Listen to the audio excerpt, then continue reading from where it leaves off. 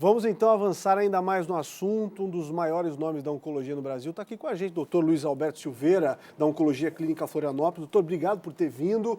Já vou logo de cara para a pergunta do preconceito. Ainda existe muito, realmente? Boa tarde. Boa tarde, muito obrigado pela oportunidade. É sempre útil poder trazer informação aos telespectadores que estão ávidos por conhecer coisas que dizem respeito às suas vidas.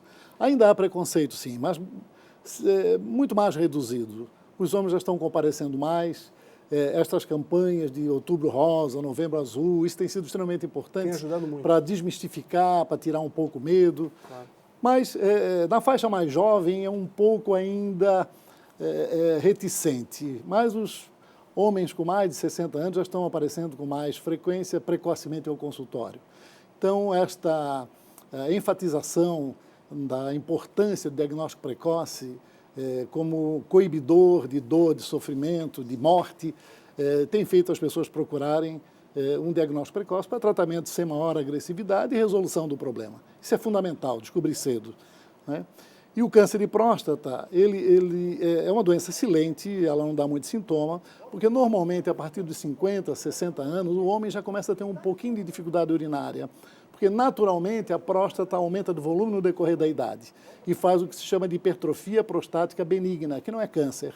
Entretanto, essas células, por inúmeros fatores não totalmente conhecidos, podem sofrer uma mutação e então se multiplicarem desordenadamente e se transformar em câncer. Justamente por ser uma doença extremamente silenciosa, como identificá-la? Existem alguns fatores muito clássicos e claros da doença? Sem dúvida.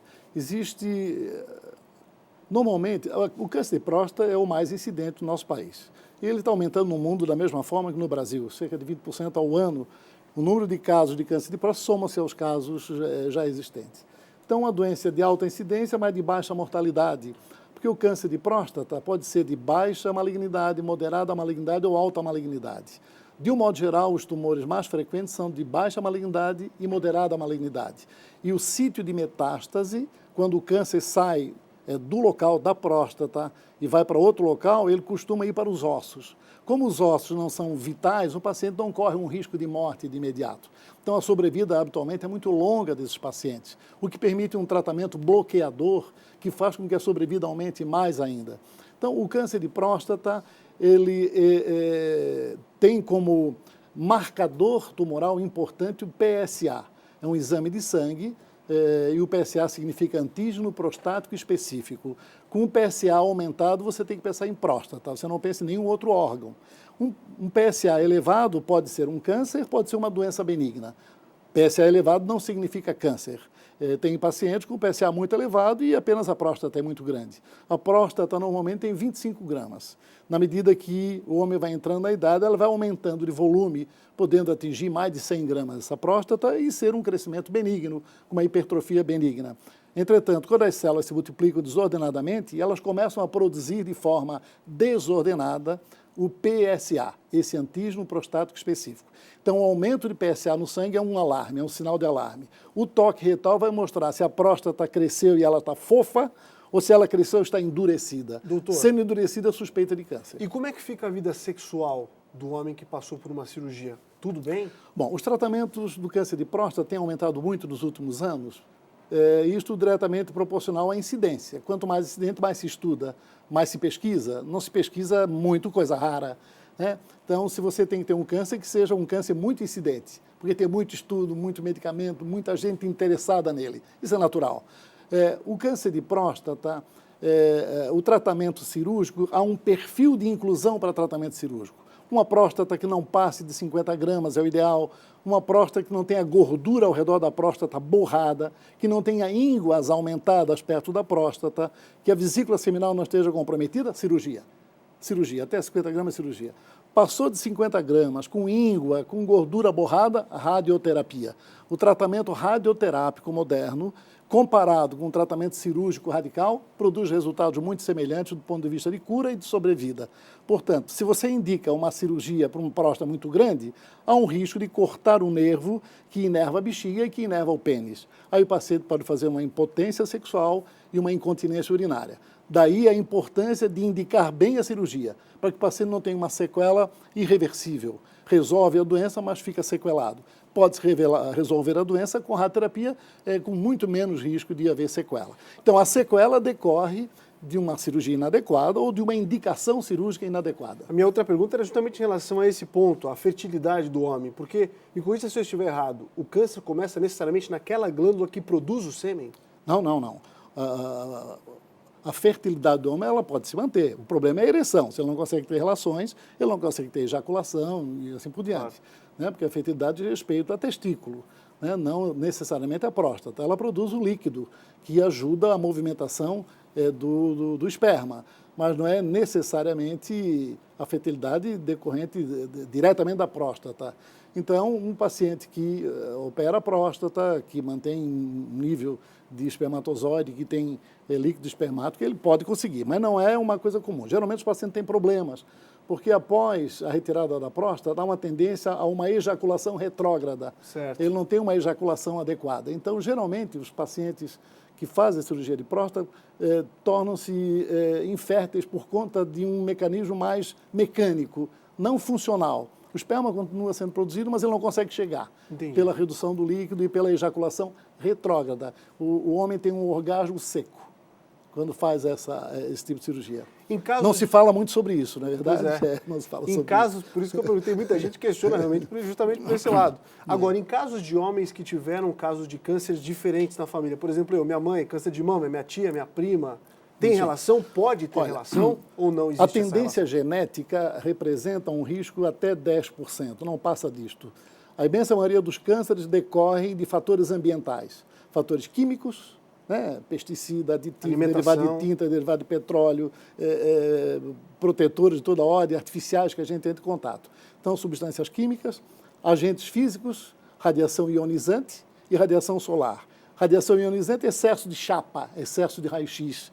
É um raio que entra no seu corpo e não sai. O primeiro raio-x tem uma determinada dosagem, no segundo dobra, no terceiro triplica e assim por diante. Então, o raio-x que você toma, ele não sai do seu corpo. Se você toma muito raio-x, isso começa a alterar a sua célula. Então, para desenvolver um câncer a partir do raio-x, geralmente é o câncer ocupacional. Então, radiologistas que recebem muita radiação, estão todos os dias trabalhando, não tem mais câncer de pele. E o terceiro fator é biológico. Então, o câncer genético, propriamente dito, não é o mais frequente. Agora, as pessoas que têm casos de câncer na família mais incidentes, mama, cólon e reto, próstata, são um pouco mais vulneráveis, necessitam se preocupar um pouco mais. E, sobretudo, o câncer de cólon e reto, em que e a partir de o diagnóstico é precoce. redobrar o olhar? A partir dos 40 anos de idade, sobretudo. A maioria dos cânceres acontece e começa a ter impacto a partir de 50, 40, 50 anos de idade.